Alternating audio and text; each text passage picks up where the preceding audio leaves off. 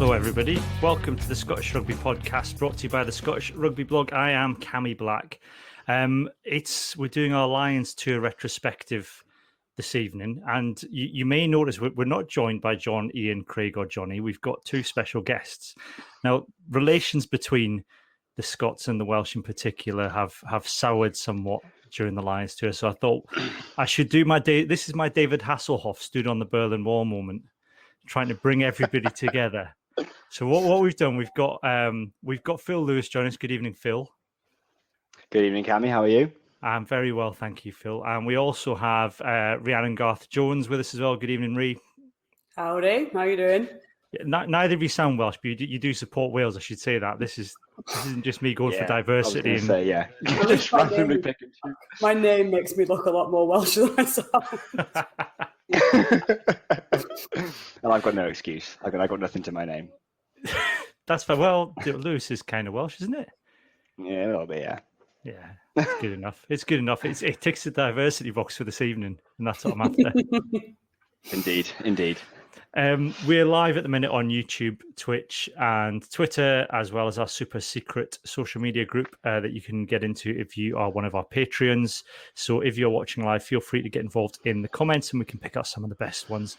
You can also listen to the audio podcast on Apple Podcasts, Spotify, Amazon, and all the random different podcast apps that are out there, including Acast and things like that. If you've got a podcast app that we're not on, let me know and we can sort that out.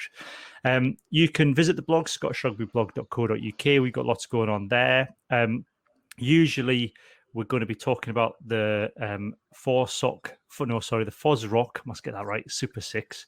But I'm not going to. I wasn't going to subject Phil and Rhi to that, making them watch three games of semi-pro Scottish rugby before coming on the pod. So we'll pick that up next week when everyone's back.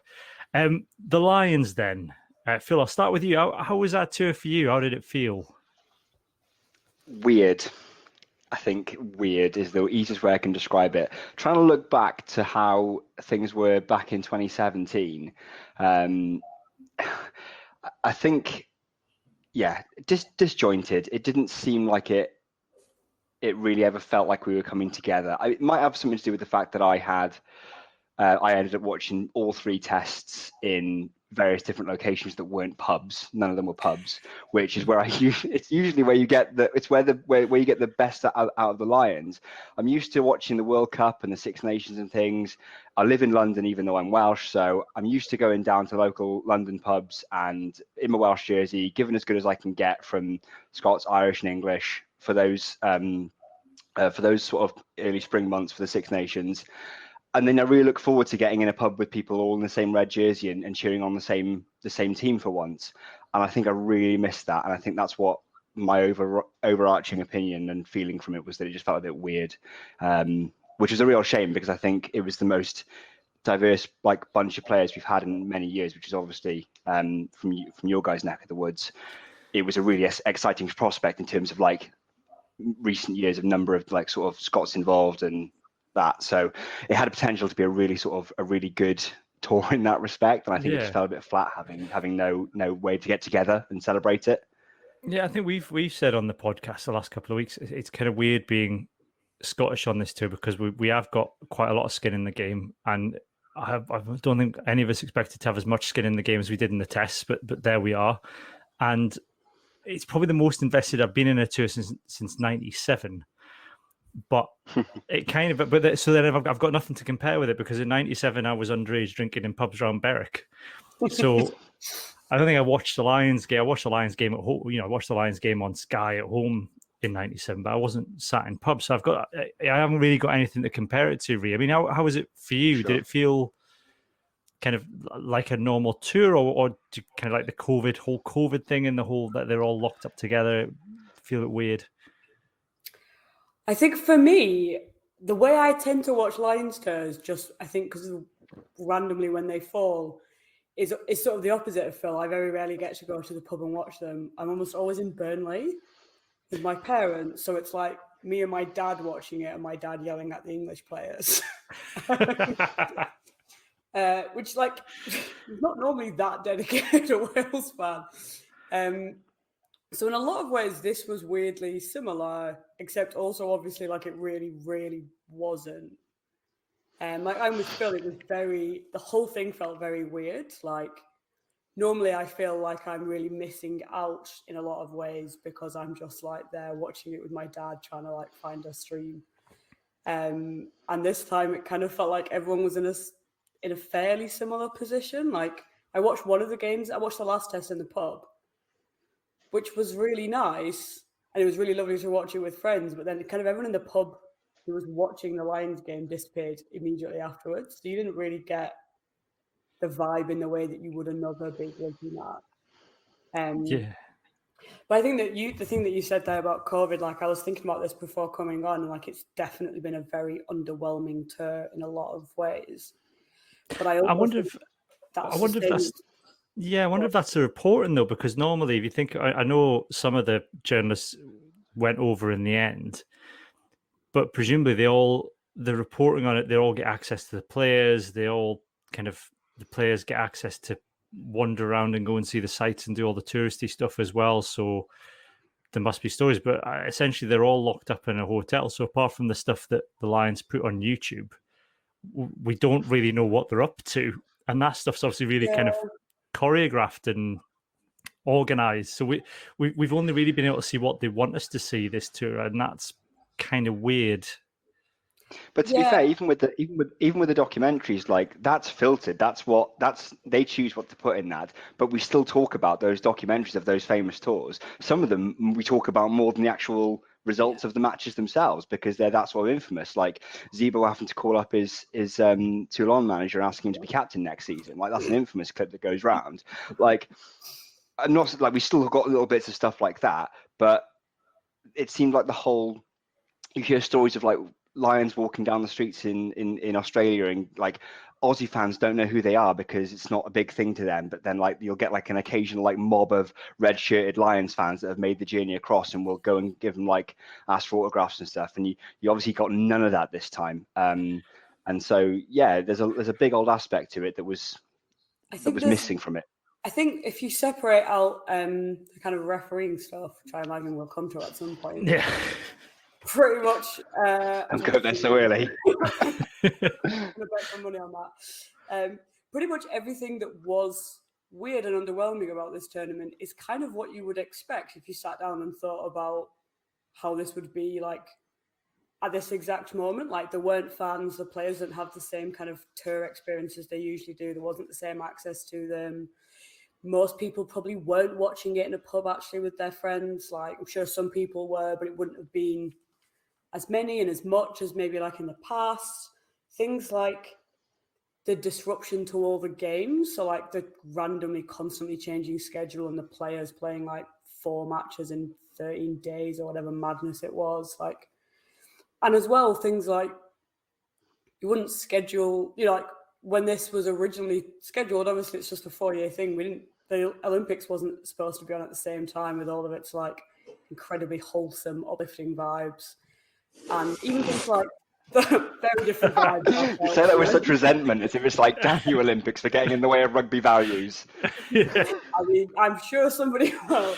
But even things just like the 100, which like, there might not be a lot of crossover there, but like the 100, this really big, flashy, free-to-air on telly, like tournament that's new and it's shiny and it's got live fans there. Like there's just a lot of stuff that I think this wasn't a normal tour. And I think to hold it to the standards of a normal tour is kind of, it's just going to make us even more disappointed, I think, really. Like the Autumn Nations Cup wasn't representative of rugby last year, and this isn't, I think, representative of the Lions.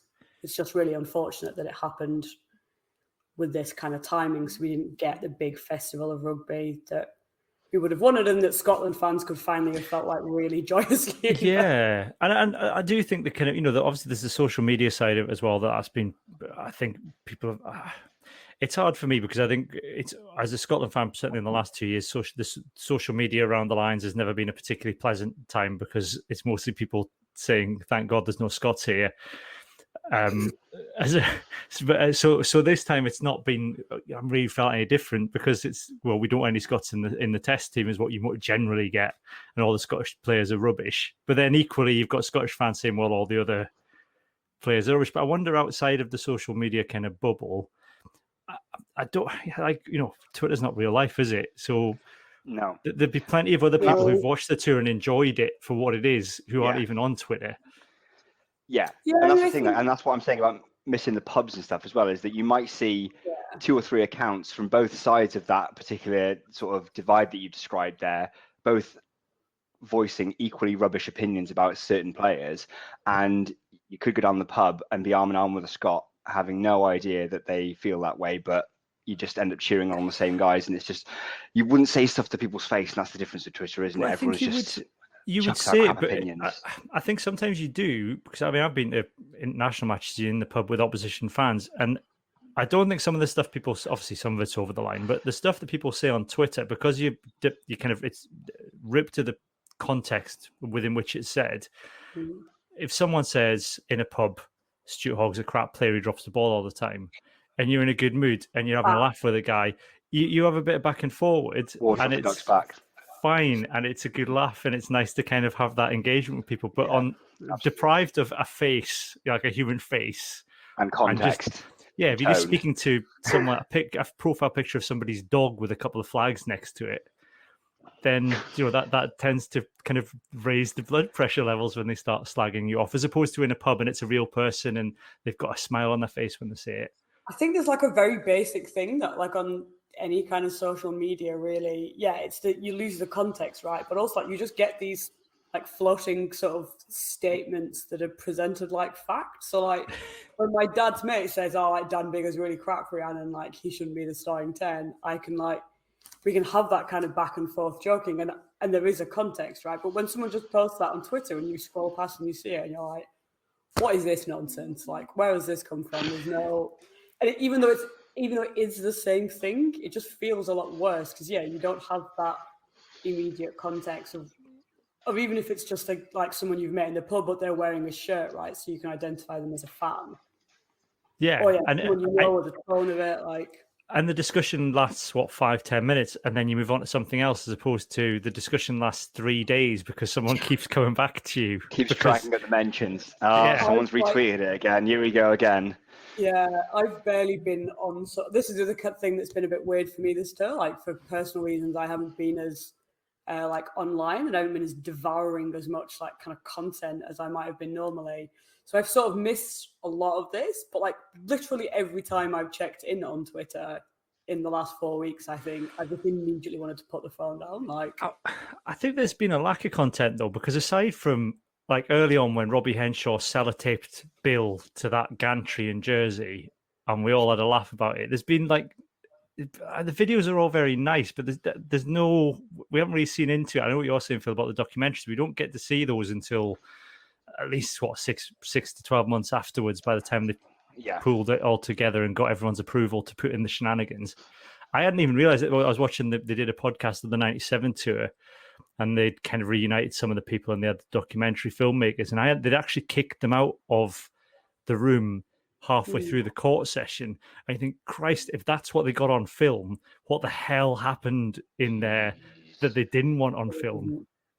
I do wonder, actually, like, not to depress us further, but like, if this aspect is obviously very specifically like a COVID thing, like players are in the bubble, but I do wonder like how much more like the Lions management will look at that and go, well, maybe we should keep it more sanitized in future. Maybe we should restrict access and control the content a bit more. And if just kind of by chance, but also because that is the way that a lot of like, rugby is increasingly professional and decreasingly sort of charmingly amateur in the way that you have access to the players a lot of the time. And the Lions has always been a bit behind that process, I think. But maybe this is like, maybe now it will kind of speed up and catch up with everything else, which would be really, that would be dispiriting, I think. It'd be a shame, because you wouldn't then get Jamie Roberts playing guitar with the Manics mid-tour. Do you know what I mean? Which is one of the highlights from the Twitter. I feel like that would be hashtag good content, so we'll get that. The other stuff we might not see. Okay, we've got a new section on the podcast. We started it last week, so it felt like a good thing to continue it for this week for our Lions review, which is belters and bams. With belters being good things and bams being well, it's short for bam pots for those those non-Scottish listeners. So I've asked that. Like you've been hit for being like stupid. It works as well. I mean, that works as well. We can kind of ambiguity there. Yeah. So let's start with the belters. Let's try and be positive. For what did you have as a belter? Well, for starters, the big one would obviously be White Chocolate himself, Finn Russell. Yes. It's got to be. It's got to be. The guy was Iceman. Honestly, I was absolutely joyed by his arrival at 10 minutes. Obviously not entirely because of Dan Biggar's injury. I didn't actually want to see him go off that way, but I feel like the conversation around him is so polarizing. It's like you either got people that absolutely worship the ground he walks on or think he's the biggest liability to be ever introduced to rugby. And the fact of the matter is that he's actually just a damn good rugby player. And he showed that. Like, I think it was yourself actually that pointed out the way he runs onto the pitch, gives a wink to Alan Wynne and pats him on the stomach. Yeah. It's like, he calls him Big Man as well. To have that confidence, to walk in probably about 50 minutes early to a Decide Lions test, going, right, you got to do your thing now, and just handle it the way that he did. Like, just it was great. It was probably the moment I will take away from the tour is that sort of period in that third test when it's all looking a bit dour after 10 minutes. It's all very chip and like sort of niggle. And he comes on and starts flinging it about like he did. And it was just joy to behold. Because everyone I was watching it with, I was actually at an 80th birthday party from my girlfriend's nan. But there was like 4 or 5 of us huddled in a corner that were watching. And all of us sort of just all sat up in our seats and just like readjusted and sat forward. I'm like, same. Something's happening here. So that for me, that was my belter for sure. It was brilliant. And I'm sorry if I've nicked yours, Rhiannon. No, seconded, but I would add to that, and I do want to explain this a little bit because I'm aware that I'm on like the Scottish rugby podcast. That at no point when Finn Russell was on the pitch did I miss Dan Biggar, and I mean that like in the best way. Like I love Dan Biggar. I would have had Finn start the test, and I would have had Dan Biggar finish them. Or whichever way around they wanted to do it, like they would have been my two. But I would have explained that by saying, I think they're both more versatile than people give them credit for, but they still have clear strengths, and that's how I would have used them. But yeah, after the first kick, I felt confident that Finn was going to take his kicks really well. I thought his kicking around the field was really good. Like he didn't just get the attack moving in that first half. Like he did a lot of the stuff that I would have expected Dan Biggar to do and Finn Russell to maybe do, but not with the same level of certainty.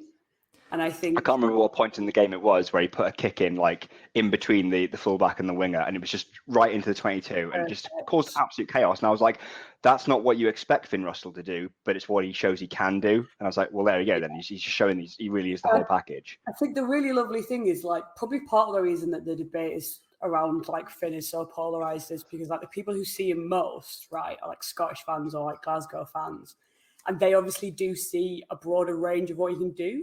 In the same way that like everyone is biased to their own team, not just because they're one-eyed lunatics, but because you see your own team play more. Like you just have more one-eyed loons. I mean, we're all one-eyed loons, but also like you see your teams play more. Like you're just more likely to know the nuances of a player's like strengths and weaknesses. And I think it's really great, actually, that like that many fans got to see Finn play that well in a varied way, not just like the cats out of rave stuff.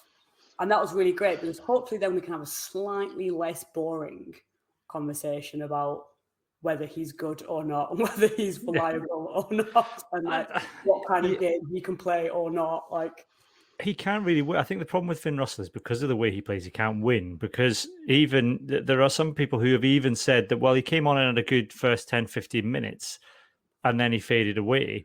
But actually, because I'm watching it back today, I don't think that's true. I think it's that he took advantage of the fact that he was an unknown quantity to the box and caused absolute havoc.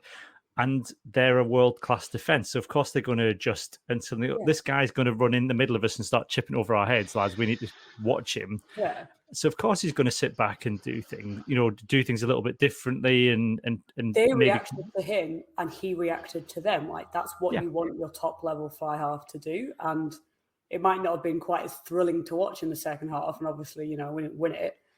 But, like...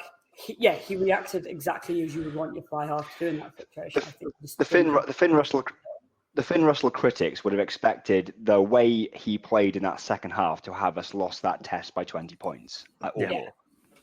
That's what they would have expected, and the fact that we didn't shows that he still controlled the game, and it was decisions that were not necessarily to do with him that took the test away from us. In my mind, I think it's an unfair rap for his kicking percentage as well, because I'd be interested. I tried to look this up, but I can't find the stats on it. Is if you look at his kicking stats, say in the last 2 to 3 years, I would think they would be up with kind of the Dan Bigger levels from what I've seen of him kicking.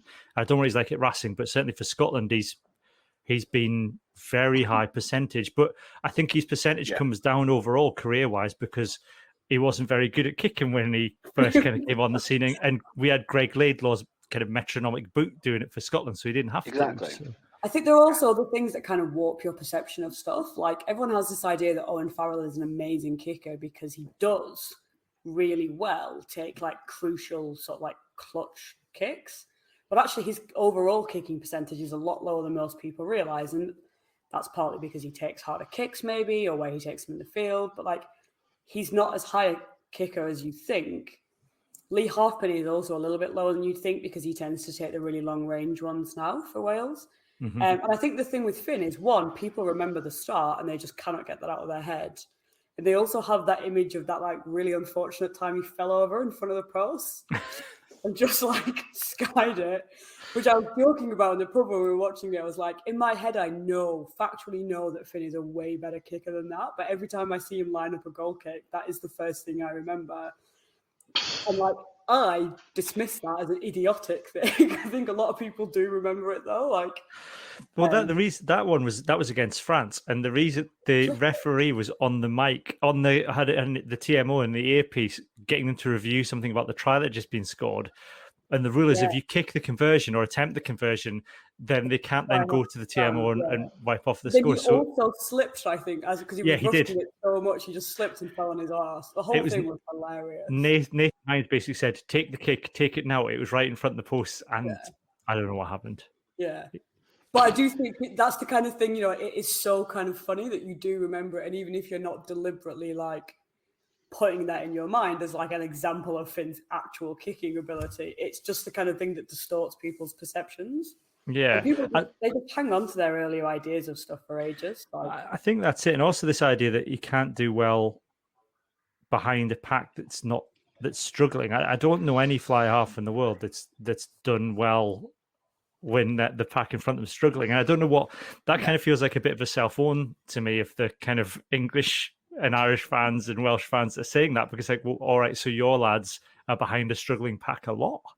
Because Finn, let me tell you, if you've watched Scotland play, Finn Russell is used to playing behind a struggling pack. I was good. I always think that's really funny. Like, so I would say Dan Bigger is very good at playing behind a struggling pack because he's very used to it. I would absolutely say that. But yeah, I would also be like, I think Finn understands. Playing without a lot. Like, he's not been at Racing that long. Like, it's not like he was terrible before.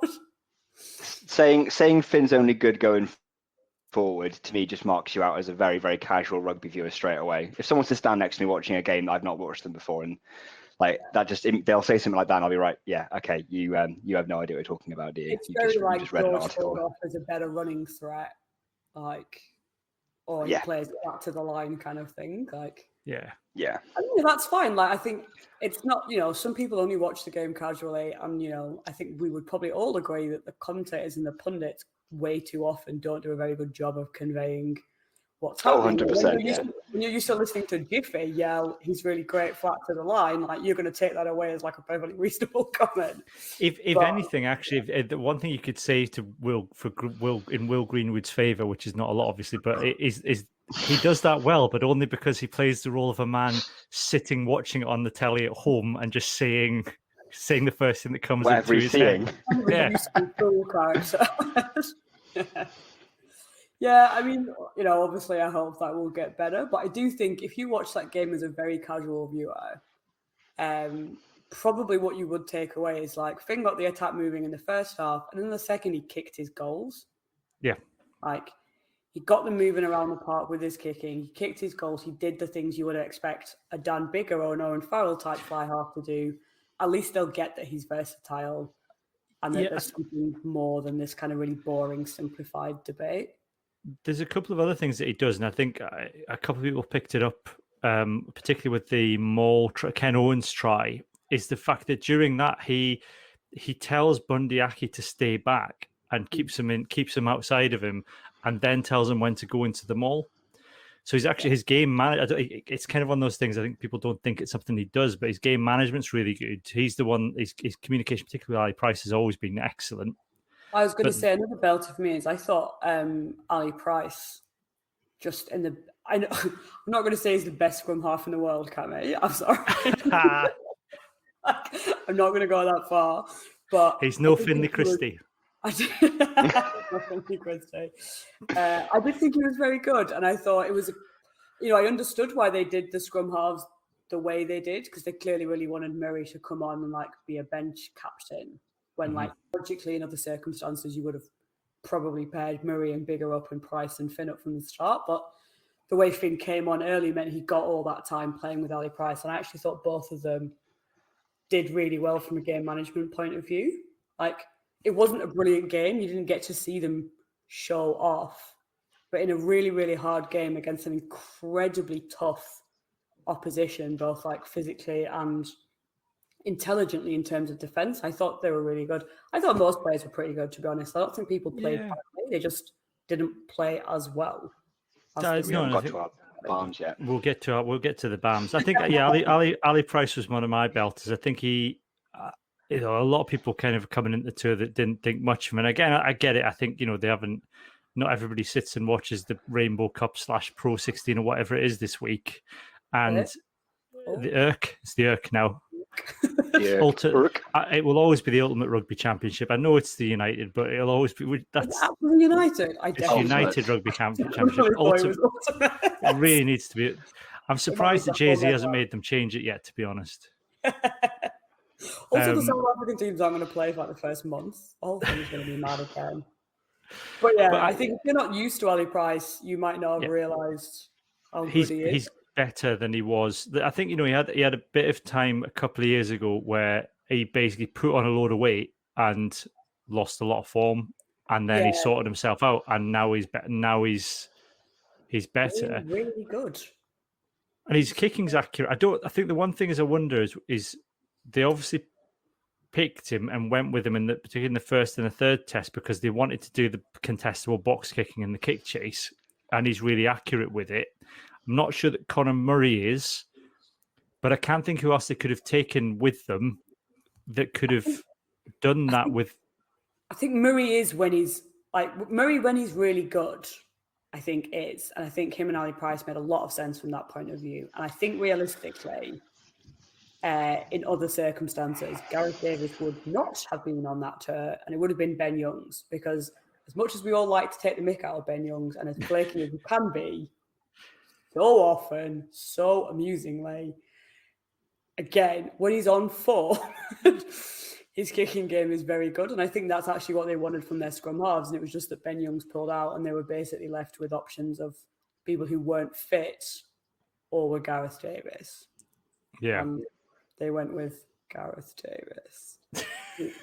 Well, he never had to get anywhere near a test side, thankfully. But I really think the captaincy thing messed with Murray.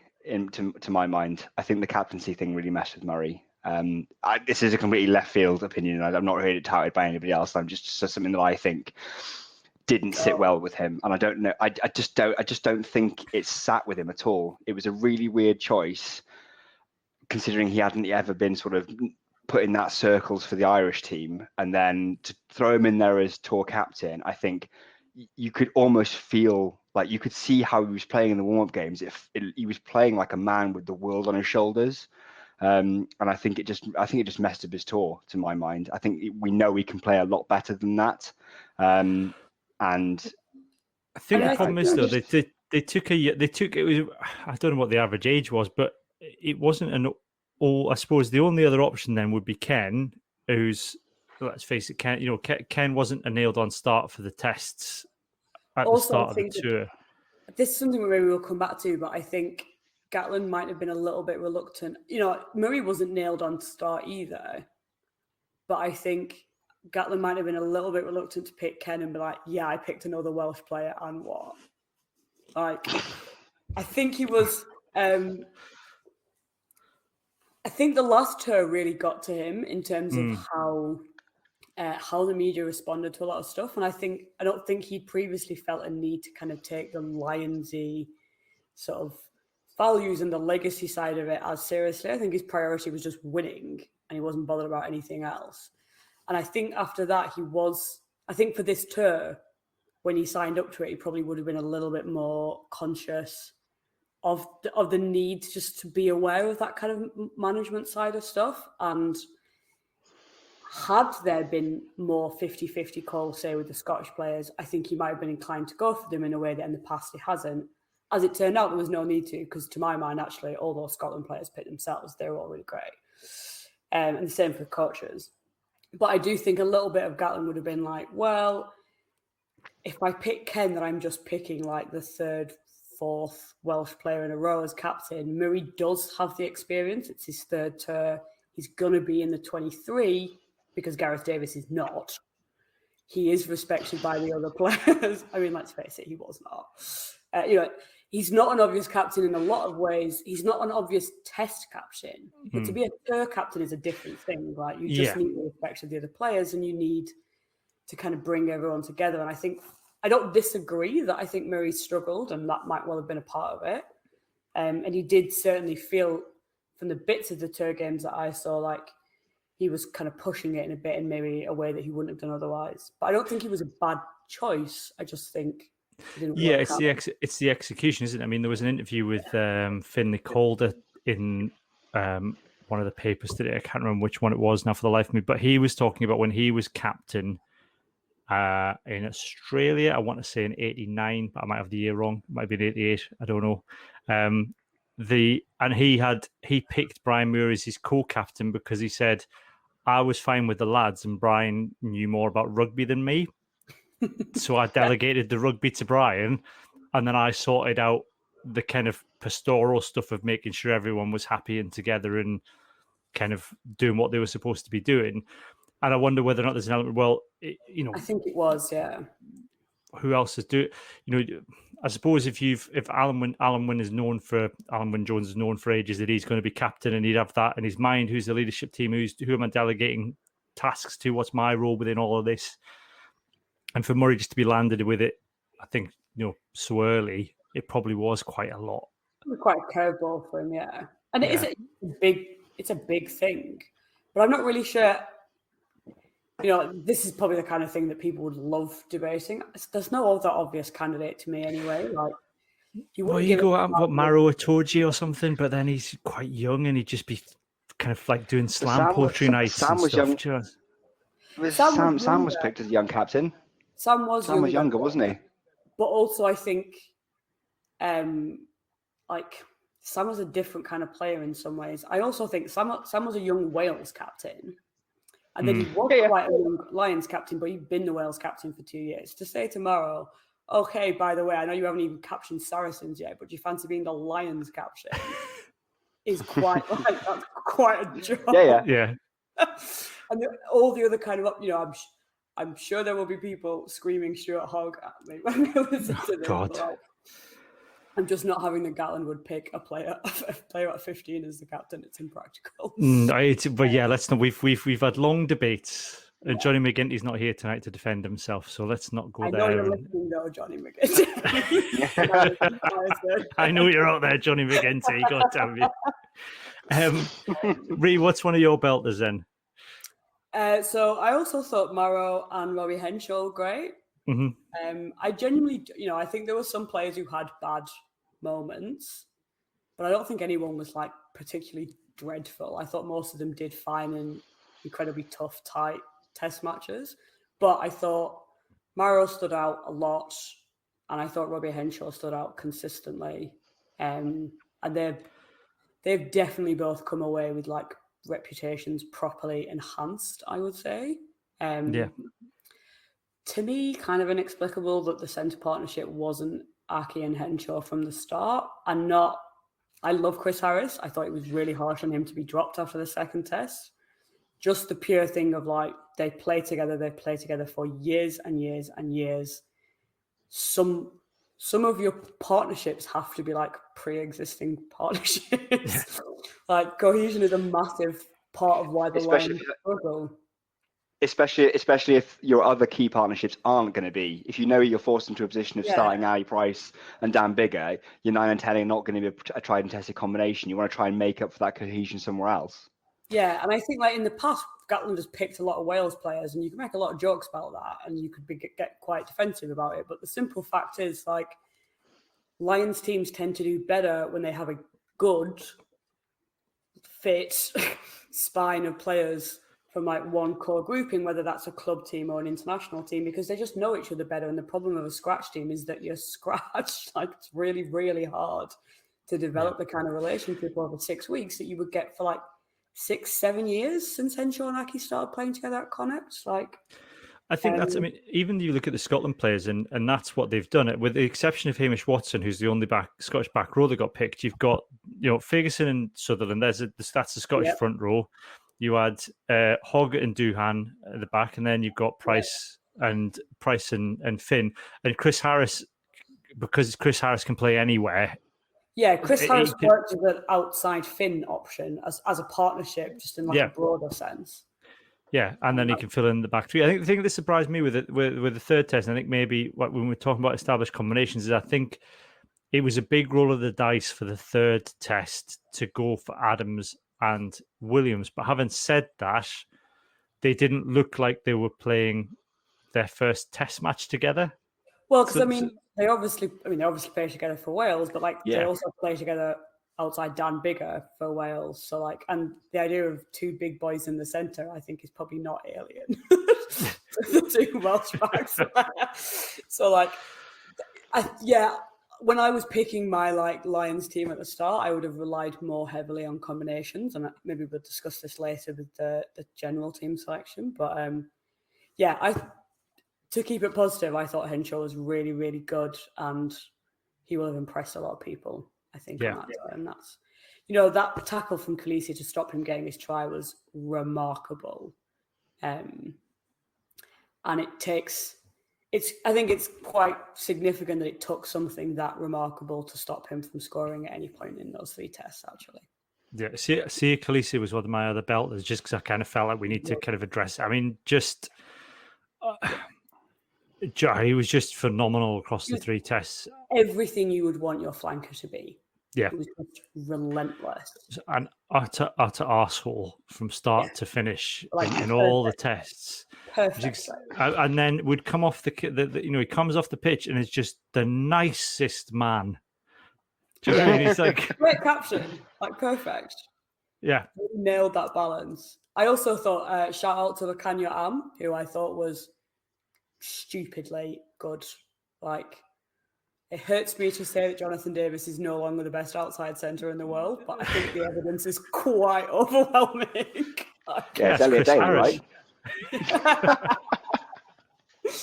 think Lukhanyo might just be even the tiniest bit better than Chris Harris as well. Well, you say that. I think also the thing about Lukhanyo is I was trying to work out earlier who they would have replaced him with at 13 if he'd got injured. And I was like, would they just have moved Dialende out one and put Stain in maybe, or Nkosi maybe? But basically, I think Am is irreplaceable in that team. His role in that defence, which is so central to everything they do well, is he's absolutely integral. And when he does get the chance to attack, he doesn't need anything at all, really, as he showed. Just the tiniest bit of a flicker of an opportunity. Yeah. let's do BAMs then, shall we? Have you got any more belters before we move off from the Well, I was positive? just going to say it happened. If you care about the Oh, Lions, good point. Yeah, fair enough. Yeah, like there were no career-ending injuries. I think I can't remember any. it was a really good one in that respect, wasn't it? In terms of like attrition, you normally get a couple of that are sent home. 12 people in the hospital after any of the games. No one lost an eyeball. No one. No one went. Did anybody go? I don't think anybody went home. People didn't travel out there, but nobody went home. No. Yeah. And I think just the fact that it happened in the circumstances, given like there was a lot of unease beforehand about whether it was a good idea to go to South Africa in the circumstances, whether it should have gone to Australia, whether it should have been done in the UK, blah blah blah. Like it happened. The tests at least went off smoothly. The Lions, well, they went off. They all happened in the way they were roughly planned to. And, I think actually if it had been pushed back, it wouldn't have been pushed back for a year, it would have been cancelled. And I think if you value the Lions as a concept, this will have been unsatisfying in a lot of ways, but it did happen and it will happen next time. And that's quite important. It's not like massively uplifting, but it's a good thing. We got through it. Yeah, it happened. They fulfilled their contractual obligations to their sponsors and broadcasters. Very happy, and whoever sponsored. Yeah, Vodafone are happy. Yeah, Vodafone, thrilled. Yeah, we might come on to that later. I've got when we talk about the future of the Lions. BAMs then, Ree, what have you got for BAMs? The whinging. Oh, the whinging. Just like in every sense, all-encompassing whinging. The fact that I wasn't online that much and still got a real strong sense of how much whinging there is, like, deeply concerns me. Like, how much more was there? But like, I genuinely, after I watched the first test 24 hours late because I was at a wedding the day before, and for the first time in my life, I committed properly to no spoilers because my dad is a proper crybaby about like spoilers in live sport. He just ruins it for him entirely. So I was like, nope. Didn't check my phone, did not participate in anything. And I came out of it. One of the first things I texted a few friends was like, I genuinely thought Nick Berry was pretty good, Which a number of people responded very quickly to tell me to not put that take on Twitter. But I mean, so I thought the Hamish Watson thing was probably more than a yellow. I thought some of those South African tries were 50-50 and you could feel a bit hard done by. I wouldn't have made a 64-minute video about it. Just putting it mildly. But I thought he communicated really clearly, actually. I thought his unwillingness to get dragged into nonsense with the captains was fine. I thought he played sensible advantages that felt like actual advantages as opposed to arbitrary counts of seconds. And I thought he was really, really efficient and clear communicating with the TMO. And it's not really a belter because obviously it's got lost and everything else. But for me, it's a BAM that those qualities are now going to get sort of lost in the nonsense of the epic video about the performance. I thought Ben O'Keefe had an all right game in the second test as well. They were all fine. Yeah. They were all fine. Any actual refereeing howler. They were all fine. I think it's maybe that thing where because they were you massively exposed as a referee.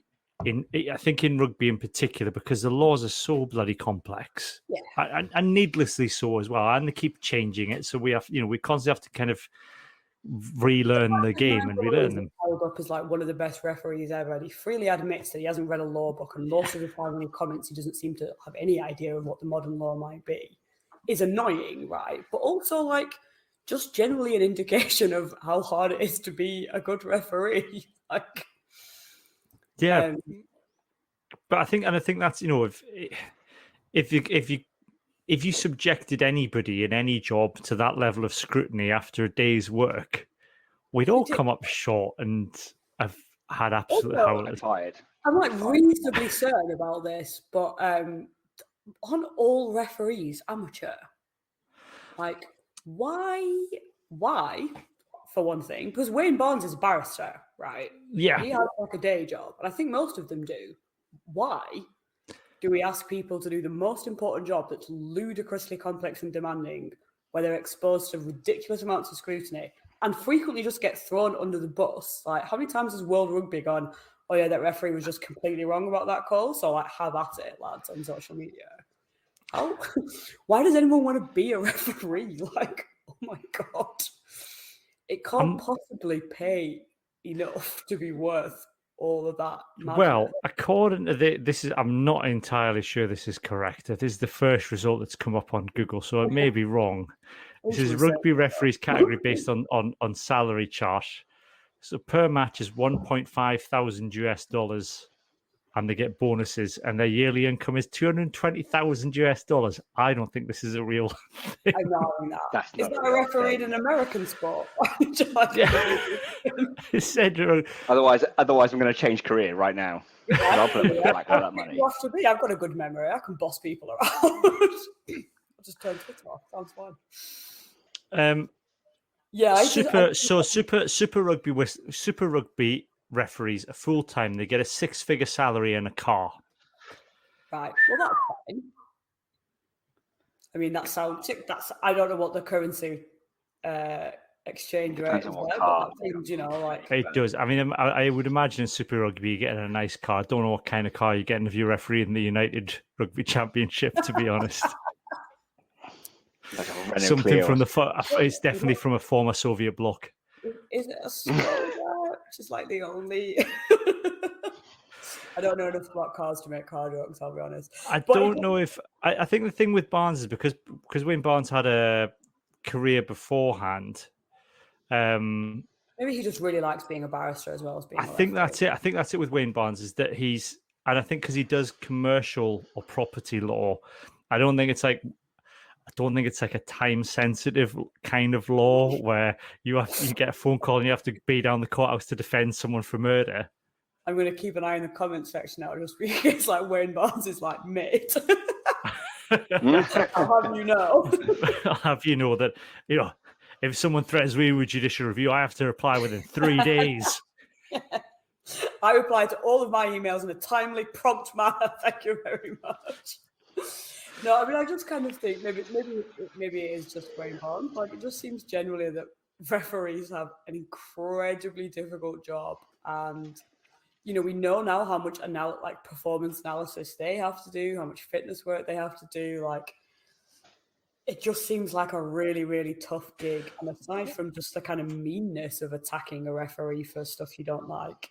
One thing we talked about, I'd be interested in your take on this, both of you, because one thing we talked about last week is we were saying do referees talk too much? And is that part of the problem, that they're almost coaching players? And, a couple of lads that we have on the pod normally, still play amateur rugby. And so you play amateur rugby, the referee doesn't, you have a bit back and forward, but he's not telling you to leave it. He's not telling you to, It's one of my big bugbears is that you compare it to like football, and you wouldn't have this. Like, okay, if it's 5 seconds to use the ball at the back of a ruck from the scrum half, if that's the same equivalent rule in football, if you've got like 5 seconds to take a throw in, if they don't play it, the referee blows up and they lose possession. It goes to the other side. You see it like frequently enough. So why are we saying use it? Why are we saying leave it? Why are we doing all this sort of stuff?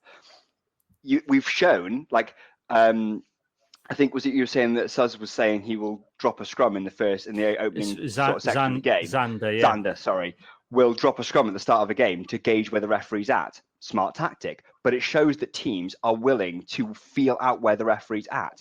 Now, if they can feel out where the referee is at and how he's choosing to how he's choosing to interpret the breakdown or the scrum or whatever, why can that not be extended to other aspects of the game? Why can they not learn that it's going to blow up if it's like 5 seconds for a box kick, or use it from the back of a ruck?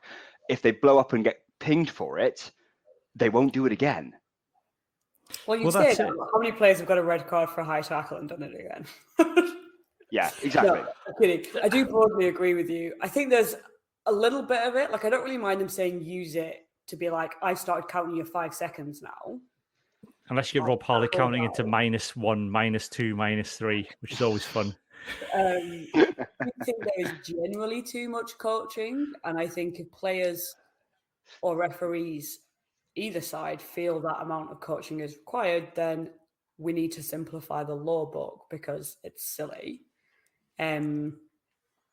And maybe it does give the referee kind of more prominence in a way that's not necessarily welcome. But I'm just gonna jump in there and slightly disagree, because that rule of using it after 5 seconds, that's a really simple rule. There are aspects of the rule book. There are aspects of the rule book, the law book, sorry, that definitely need to be simplified. But there are things that definitely are very simple in terms of, if you do this wrong, it's very binary. There are lots of things in rugby that are not binary, as Rassi's video showed, that you can look at any single breakdown and penalise any number of players for a number of things.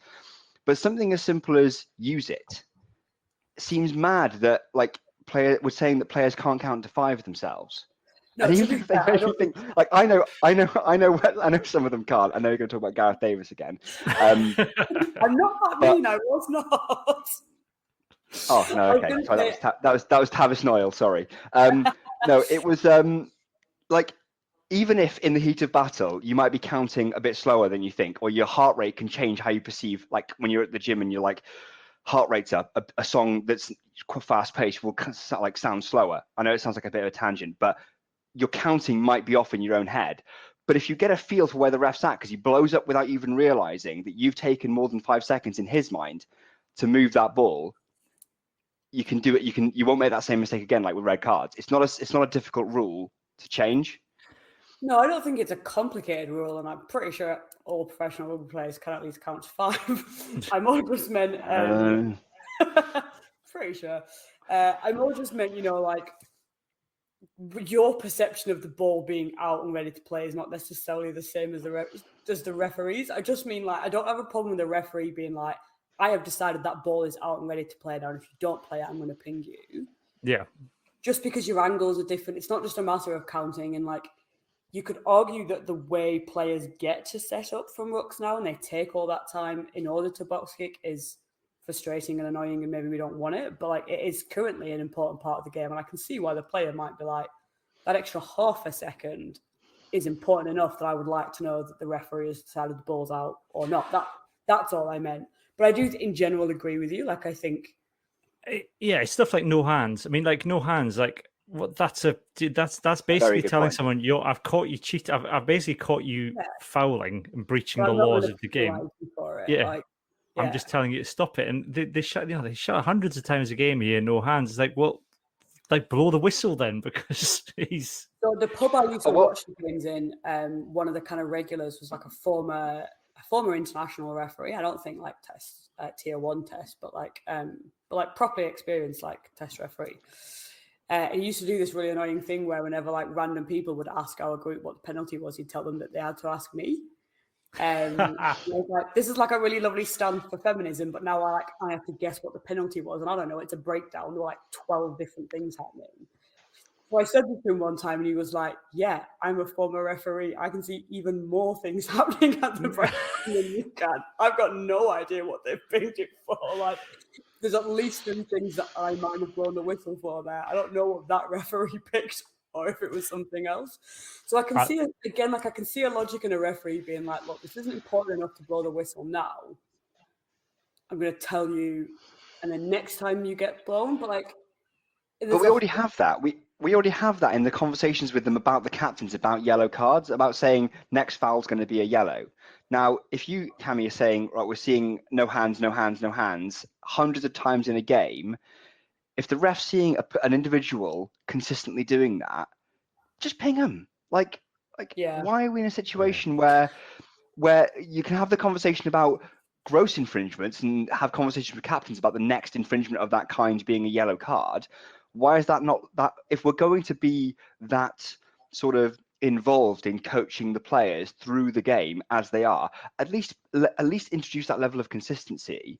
Because you say they all had good games, but they had a conversation at the start of the I think it was the second test. Second test, yeah. They had a conversation within about 2 minutes. We had handbags, and Khaleesi and Alan Wynne were brought over and said, right, no more of that. And we had several handbags after that, and still nothing was done about it. So, again, no one had a howler, but in terms of managing the game, there's definitely some things that need to be addressed there, It's which is why it's essentially- frustrating. As a parent, I can say that if you're going to give somebody 2 or 3 warnings, then when you come to actually discipline them, they will quite rightly kick off. Because like, well, you kept saying next time, and I've done it, and now you've cracked. Well, what was wrong with the other few times when you threatened to do something? And honestly, the second set of handbags in that game, I was like screaming to just give yellow cards to both sides. I was like, I don't even care if my player gets a yellow here. Like, this is just get control of the game. Yeah. But again, I think this is like, I mean, first of all, I think that's just like, it's so common in most rugby matches that, it's not a howler because it's just all the games. And it's so often that you have that kind of problem and I think this goes back to my original point, like, it's just really hard to be a referee because like the screeching, like outraged morality around this player did not deserve to have their reputation tarred for life. With a yellow card because they were like the third time that the team went offside or something. It's like, who would be a referee? Honestly, like I think one of my so overanalyzed and like, I would have given yellow cards for those, but like, and also not a real referee. So one of my BAMs, and I think it's linked to the refereeing, is it's the way that the Springboks have stretched the laws throughout the whole series, with particularly I think with the coach, the on-field coaching stuff, and essentially they've had a 16th man. I mean, that in that third test where you had their physio, basically organizing the defense. I mean, that's a 16th player. Yeah. That's where the fullback is normally. But I think that's a lot for you're then expecting referees to deal with that. Now that should be that should be a fourth official issue. Yeah. So that's what fourth officials there to do. I mean, they're there to kind of like make sure that the studs are okay on the substitutes as they come on and make sure everything's orderly. But they should also be in charge of the off-field staff. And it was interesting. I was in our podcast group chat that we've got. Craig was saying it was not Razzie. Who's the actual head coach of Nineveh? Right. So when he was physio at Munster, he used to do that. And he did it for South Africa in the World Cup because he still had his physio pass. And they could like put him as, which, when he did it in the World Cup, we were all like, ha ha ha, what a hilarious exploitation of the rules. Like the loophole is there. It's not South Africa's fault that the loophole is there. And I kind of think that it is true, but it's only like funny and endearing up to a point. Yeah. And the point was, I think, doing it in the World Cup, basically because they beat England in the final, let's face it. If they'd beaten one of us or someone we liked more, we'd have found it a lot less charming. But definitely the extent of like having a medic in the in-goal area yelling fold at the defence is like, you can't, that's so far past the line of the spirit of that loophole. I think the difference with England is that you can rewatch that World Cup final and say that South Africa were comprehensively the better of the two teams there. We would have beaten them anyway. We lost a 3-game test series by 3 points. Like, that's the level of fine margins we're talking about here. And we saw in the second test how important it was for a certain Mr. Laws to fold and avoid that Mapimpi try when he didn't fold. Can you imagine if we'd have had somebody in our end goal area shouting fold as well as Biggs? He still might not have moved. He's Courtney Laws. He can do what he wants. But maybe. The fact is that we can show we can do what ifs till the end of time. But you're quite right. I think that's the difference in the levels here, is that South Africa comprehensively beat England in that World Cup final, whereas things were a lot tighter over the course of these 3 games. And those things can make the difference. And it almost seems to me a little bit like, it's almost like the Springboks are evolving into the professionalism of rugby quicker than the referees can. It's a bit like when we go back to the Captain's Challenge, that World Rugby are dropping things in here and saying things and setting boundaries, and teams are now so organized and professional outfits that they can just work around them and find these loopholes quicker than World Rugby can even react. And that's the sort of thing that you'd expect like an NFL franchise to do, or a Premier League football team to do. But the officiating around those sports is so dialed in and operating at the same level as the franchises themselves, that you're never going to have that where you've got a situation of a physio on the sidelines trying to communicate tactics to people. And it feels like the teams are getting there and the officiating staff aren't. To me, think that the worry for me is this is going to end up undermining player welfare on the pitch, because Gregor Townsend was saying after that match, particularly the South Africans were using every break in play. One of them drops with cramp, stomach upset. The funny, the finger has a bit of a twinge, and there's a break in play. I mean, it was ridiculous. Like 23 minutes the ball was in play for in that game, which is ludicrous. So Gregor Townsend suggests quite legitimately you do what football do, which is you remove the player from the field. I can't believe they don't. But I think the risk of that then is that the flip side of that is, do players who are genuinely injured then not remove themselves from the field of play? Because it is a catch-22, yeah. Although, to be honest, players now who are genuinely injured frequently don't remove themselves from the field of play, and they've got all the time in the world. So I don't know that that's... And the other thing is, I think you're right, Phil, in that... and I think a couple of the referees sort of discreetly mentioned this to some journalists over the tour, that it's pretty hard when it's very, very clear that all the coaches are doing their level best to outwit you on the low block front and find yet another loophole for them to exploit. And it must be absolutely ridiculous to have some of those conversations with the captains and the coaches before the test, where they're like, right, what hilarious move are you going to pull this time that you want me to pretend I'm fine with? Or what thing are you going to make a fuss about so you're going to exploit while I just try and do my job? But it is really, really difficult for them. And I think there are lots of areas where already really well-intentioned measures are being taken advantage of. I know there were more than the time the French prop pretended he was concussed in his groin. Well, I can also the last Lions tour, Finn Russell got his one and only cap on the last Lions tour because he was an HIA replacement for Dan Biggar. Finn Russell was on the field for 7 minutes. The HIA process is a 10-minute process. It's not. It's yeah, and I think so. Wayne Barnes he has a sort of ghostwritten column in the Times or the Sunday Times, and he had quite a list of examples basically where people have just been shamelessly taking the mick out of the refs, and there's just absolutely nothing they can do about it because they are bound by player welfare concerns. And I do think you're just going to see that more unless World Rugby cracks down on it, and you could very easily get into a kind of moralising #rugby values thing about that. But it would be bad. Rugby is a dangerous enough game. We don't need to make it worse. And I think also again, sorry for everyone who hates cricket out there, especially the 100. But very, very briefly, something that the 100 has demonstrated is that if you have a will to speed things up, including refereeing decisions and all other off-field stuff, you can make it happen, actually. They've really condensed the length of games, not just because of the format, but partly because they've just absolutely insisted that the kind of time slot is respected. And World Rugby and rugby authorities could actually say, we're not having this anymore. Our first half is not going to last 64 minutes unless there is a genuinely outstanding reason and a serious injury. You've got to speed this process up. We'll give you more TMOs. We'll give you more linesmen if that's what it takes.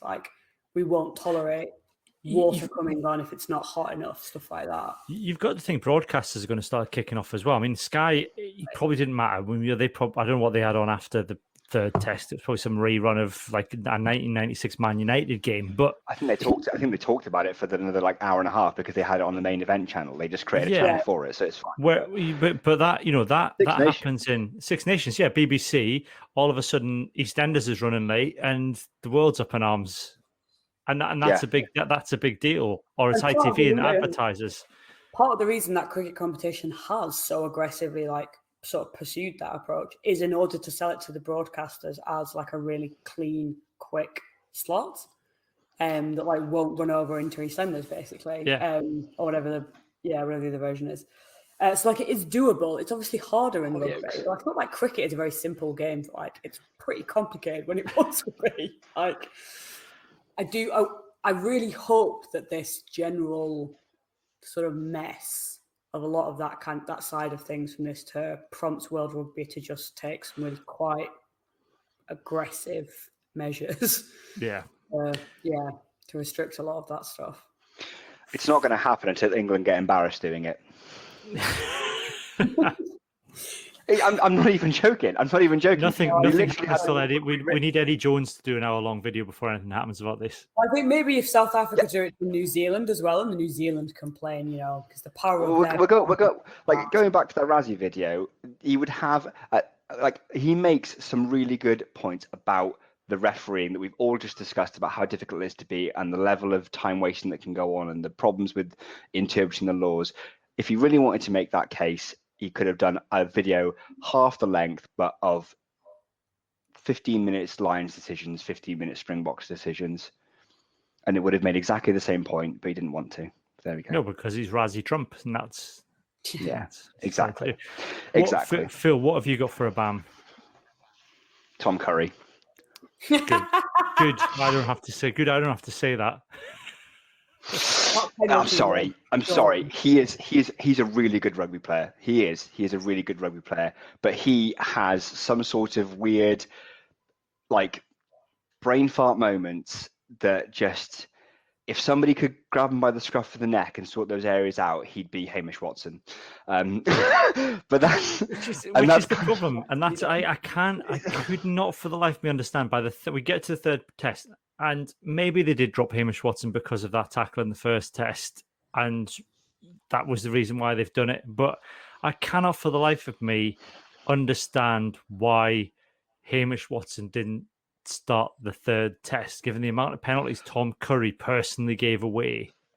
Thank you. That one rush of blood to the head does not trump all of the stupid penalties that he gave away over the course of the tour. It doesn't make sense to me. I think this goes back a little bit to kind of what I was alluding to earlier, that I think I don't want to say confused, I'm not quite sure what the word I want is, but I think the selection for these three test teams showed that this was a new coaching team. Mm-hmm. Because as much as people will say, oh, we really should have attacked more like we did when Finn was on the field, I'm pretty sure it was the game plan to attack like that all the time. Otherwise, why would you pick that squad? That would be insane. And it's not like Finn wasn't picked until the third test. He was injured until the third test. Farrell, we've said before, the stuff Farrell did when he came on, he was doing Finn's stuff. So the plan had obviously always been to start with Biggar and end with Finn. But they just had to say to Owen Farrell, can you please come on and pretend to be Finn Russell because he's injured? There is absolutely no way in the world, as much as Gatland likes to take the mick out of Eddie Jones, he did not bring Marcus Smith on that tour to replicate Finn Russell in training unless Finn Russell was a really important part of training. He didn't do it for the lols, as funny as it would have been if he had. So I think that thing of the first team selection for the test team, where they said everybody came in with a different 23 and there were only 7 players in common, is that seems alarm bells. Considering that they very clearly had a game plan and they had a squad that was clearly picked to execute that game plan. I know that it was chaos in all the warm-up games and they didn't get to practice a lot of the combinations they would have wanted and they didn't get a lot of the players to get the game time they would have wanted, but it still seems really, really concerning that you could only have 7 players out of, I'm assuming it's the 15 and some of the bench players they're in agreement on. And I wonder if, to go back to your point, Tom Curry's selection was kind of one of those compromises of maybe he wasn't everyone's first choice, but he was sort of everyone's second, or oh, well, he could do some of the stuff that we would have wanted Byrne to do, but not all. But then he could also do some of the stuff maybe we would have asked Mish to do. And I think there was a lot of, I never felt like the teams were bad, but they just never seemed quite coherent enough. And I think there was a lot of, I think they needed more time as a coaching team and as a playing squad to get that kind of cohesion. But I think Tom Curry might have just repeatedly been a kind of compromise option of, no one can pick the other player they want in this back row. So we're just going to have him because he kind of does a bit of all of it when he's really good. He runs like a non-playable character in a 90s computer game when you watch him. He just holds his hands out rigidly and just shuffles backwards and forwards. Looks like Ram Man from He-Man, which I know is a reference. Is probably you're too young. Both of you are too young to know who Ram Man was. No, for I get He-Man. that. I get Ram Man. I mean, I think they're old enough. I just never had any computer games. But I think the other thing that was, they obviously decided as well that they weren't going to show their hand until the tests, which is a fundamentally stupid thing to do because you're a scratch side. And kind of need to run exactly, you're going to have to practice some of your plays and run some of your combinations together because training, however good training is, and however ferocious all the kind of the bin juice players are being in the tackle and stuff, you can't replicate it until you're on the pitch. So I think quite right, we all thought, well, it's Byrne and Watson because that's the ones they've tended to be going with, and then it gets to the test and going, we've decided to go with a completely untested back three combination. And again, so I think some of that will have been like, as much as I was certain that Alan Wynne-Jones was going to come back on the tour, and I reckon Gats was probably like, I'm not all that worried. You still had to plan for at least the first test without him. And maybe they would have had Courtney Laws as the starting tight head lock. And then that kind of shifted things around because they did want his, like as much as we can laugh at Courtney Laws, he does offer a lot as a lock, not a blind side in my opinion, but especially when you're playing El South Africa, he's a big guy and he's a hard, aggressive player, and they did kind of need part of that. And then once he's in position defensively, as long as he's standing where he should be and doing what he should be, but but they were to know that he was gonna. And this is I could have told them. I could have told them he would have been lazy, but never mind. Excuse me, Mr. Gatler. Warren, mate, don't pick him. I think there was a lot of that. Like, the fact that Murray was on the bench in the first test, like I would say that Ali Price is the better player, right? And certainly in the better form. But it seems like they would have wanted Murray to start and Price to be on the bench to speed up the game in the last 20 minutes. And they couldn't do that because they wanted to have a substitute for if Alan Wynne-Jones needed to go off. And you saw that again in the third test. And I just think there was too many compromises being made. And South Africa are a really good team. It's really difficult as a scratch team to win. I actually think, it's really frustrating because it was so close. But the fact that it was so close is quite impressive. It is. I mean, I think that one of my bams was the kind of, it was Alan Wynne-Jones and Conor Murray, and particularly in the third test, some of the decisions that they made. And I know we've been trying. I've seen this with Alan Wynne-Jones before, and some of the decisions that he makes when he's been captain for Wales. I think particularly when he first started taking over for Warburton, is making the wrong decisions when they're given penalties. Yeah, that there was 3 occasions at the weekend where there's 28 minutes to go to the corner, and I think they end up with a scrum that gets dropped. I think it's a 36-minute one might be when Tom Curry messes up the maul needlessly. Yeah. And that's, those were both kickable penalties, and that they go in at half time and they're 16-19, 6 up. And then again at 16-13 down, Murray decides to kick to the corner. Right. I think Alan Wynne has got better at that with Wales, but I definitely agree. I think he struggled quite a bit when he first took over the captaincy, actually. Like, he was always a really inspirational leader, but that didn't necessarily mean that he was getting a lot of the decisions right. And I think he struggled to talk to referees as well. Like, I think he just struggled to control his temper. I was going to say, compared to Sam, he was not better. I mean, he improved a lot. But I think the first decision to go to the corner, fine, because if Curry doesn't screw it up, that's a try. And I think maybe even the second decision to go to the corner, fine, because the first time, if we didn't screw it up, it would have been a try, right? Like, you can make that argument. The third time, take the point. Take the point. It's not just the thing of, like, it's not working now. It's the time you're wasting. Like, the first time makes sense because there was a reasonable chance and we showed that. And the second time there's a perfectly good argument for it. Maybe you would have gone for the points. But I can see there's a fair argument for that just because it should have worked the first time. But I do think there's a little bit that ego getting in the way of like, we've committed to this course of action now. Like, we are going to score the try and we're not going to be like pushed off, except then it's even worse when you are. Yeah. And we were. Just ask Chris Robshaw. Which, I mean, again, wasn't the worst decision. It was just executed. It wasn't the worst decision. They just got absolutely mugged for it. But yeah. It's very easy. Really Hindsight is 2020. It's very easy. It's very easy to sit back and say, yeah, you should have taken the points. And I do agree, Cammy, that it was frustrating to see how many points were effectively left out there.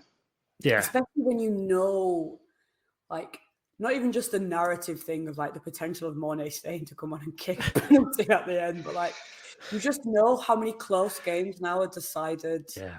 By 3 points, by a breakdown penalty in the last 10 minutes. Like, and Wales know that because they've won games like that as well as lost them. And Scotland know that because we always lose games like that. Yeah. Like, enough of those players on that. England have also lost games because of some dumb penalties they conceded towards the end. Like, everybody really on the pitch should have been aware of the, like, how fine a line discipline is. Like, it's all very well and good being like, oh, we're not going to cheat, but like, it's an interpretation. It's easy to be forced into giving away a penalty, especially against a clever team. Like, I think you've always got to give yourself more leeway in a game like that. And yeah, we should have kicked the point to give ourselves that leeway. Yeah. Anybody got any more final bams before we're going to say goodbye to our normal listeners, and then we've got some Patreon extra discussion to have where I'll let you swear. Yes, swearing time. I'll be very quick. My final bam is not winning the second test and therefore not getting the Cats at a Rave test team with Marcus Smith at 10, Ben at 12, and Sam Simmons at like 6 for fun. Because that would have been hilarious, and the pure joy it would have brought me to see Gatlin be like, I have picked the most hilarious team. That's that's a real tragedy that will stay with me longer than a lot of the other disappointments. 2025, Ray. 2025. Gregor, 2025, and we might come on to this in the Patreon, but Gregor Townsend's involved. Who knows? All bets are off. Who knows? Who knows what could happen? And very quickly, I checked out the player ages of everyone in the squad, and with the exception of Chris Harris, all the Scotland players in that squad are 29 or younger. Yep. Which, in my mind, no guarantee. Like, you can be thinking about that next tour if you keep playing well. Cats at a Rave can still happen. Oh, yeah, we can get full Cats at the Rave next time. It's Australia. You can do anything you want against Australia. Exactly. Phil, you got any final bams before we go? No, I've got mine out of the way. Right. Okay, we're going to say goodbye now. Thank you very much to everyone for listening on our normal audio podcast. We're going to say goodbye. We're just going to go and speak to the Patreons now. Thank you very much, everyone, for listening. We'll say goodbye for now. It's goodbye from me and goodbye from Phil and Ree. Thanks, everyone. Bye.